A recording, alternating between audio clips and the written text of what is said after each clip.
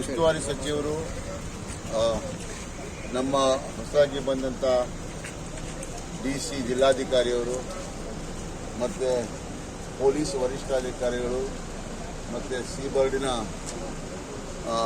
ವರಿಷ್ಠಾಧಿಕಾರಿಗಳು CEO ಅವರು AC ಅವರು ನಾವು ಇಲ್ಲಿಯ ಒಂದು ನೀರಿನ ಸಮಸ್ಯೆ ಅಂದರೆ ಈ ಘಟ್ಟದಿಂದ ಇಳಿಯುವಂಥ ನೀರು ಈ ಮೊದಲೇ ಸಮುದ್ರಕ್ಕೆ ಸೇರ್ತಿತ್ತು, ಅದು ಈಗ ಸರಾಗವಾಗಿ ಸೇರುವುದಿಲ್ಲ ಅಂತ ಅದಕ್ಕಾಗಿ ನಾವು ಇದನ್ನು ಇವತ್ತು ಇವರ ಉಸ್ತುವಾರಿ ಸಚಿವರ ಒಂದು ಅಧ್ಯಕ್ಷತೆಯಲ್ಲಿ ಇದನ್ನು ಒಂದು ಡಿಸಿಷನ್ಗೆ ಬಂದಿದ್ದೇವೆ. ಏನಂತ ಹೇಳಿದರೆ, ನಮ್ಮ ಇಲ್ಲಿಯ ಜನರು ಆತಂಕದಲ್ಲಿ ಇರಬಾರ್ದು, ಇಲ್ಲಿಯ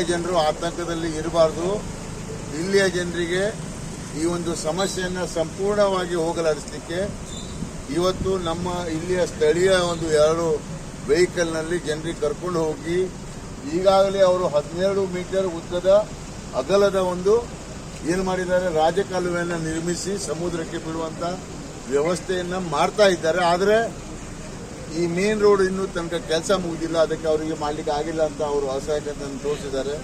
ಮತ್ತು ಈ ಅಸಹಾಯಕತೆಯನ್ನು ಮುಂದಿನ ಒಂದು 30-40 ದಿವಸಗಳು ಅಂದರೆ ಮಳೆಗಾಲದ ಮೊದಲೇ ಇದನ್ನು ನೀರಿನ ಏನು ಹೊರಹರಿವು ಉಂಟಲ್ಲ ಅದು ಕ್ಲಿಯರ್ ಆಗಿ ಸಮುದ್ರಕ್ಕೆ ಹೋಗುವಂಥ ವ್ಯವಸ್ಥೆಯನ್ನು ಮಾಡ್ತಾರೆ.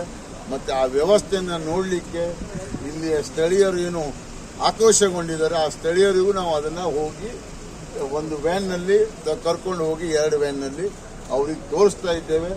ಮತ್ತು ಅವರು ಸಂಪೂರ್ಣವಾದ ಒಂದು ನಮಗೆ ಏನು ಇದನ್ನು ಅವಕಾಶವನ್ನು ಮಾಡಿಕೊಟ್ಟಿದ್ದಾರೆ.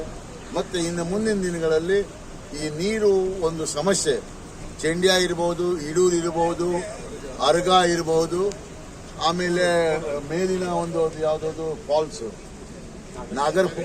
ನಾಗರಮಡಿ ಫಾಲ್ಸ್ ನೀರು ಇರ್ಬೋದು, ಇದು ಎಲ್ಲ ನೀರನ್ನು ಅಪ್ ಟು ಮುದುಗ ತನಕ ಯಾವುದೇ ಪರಿಸ್ಥಿತಿ ತೊಂದರೆ ಆಗದಂಗೆ ಅವ್ರು ನೋಡ್ಕೊಳ್ತಾರೆ ಅಂತ ಇವತ್ತು ಜಿಲ್ಲಾಧಿಕಾರಿಯವರ ಮುಂದೆ ನಾವು ಪ್ರೊಸೀಡಿಂಗ್ಸ್ ಮಾಡಿದ್ದೇವೆ. ಆ ಪ್ರೊಸೀಡಿಂಗ್ಸನ್ನು ಸಹ ನಾವು ಇಲ್ಲಿಯ ಪಂಚಾಯತಿಗೆ ಒಂದು ಕಾಪಿಯನ್ನು ಮಾನ್ಯ ಉಸ್ತುವಾರಿ ಸಚಿವರು ಕಳಿಸ್ಲಿಕ್ಕೆ ಹೇಳಿದ್ದಾರೆ.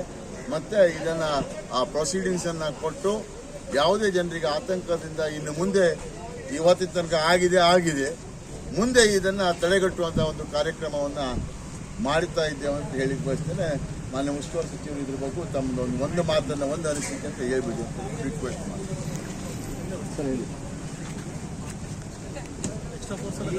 ಈ ಸಮಸ್ಯೆ ಬಹಳ ವರ್ಷದಿಂದ ಇದ್ದು, ಇದು ಪ್ರತಿ ಸಲನೂ ಪಾಪ ಇಲ್ಲಿ ಜನರಿಗೆ ತೊಂದರೆ ಆಗ್ತಾ ಇದೆ.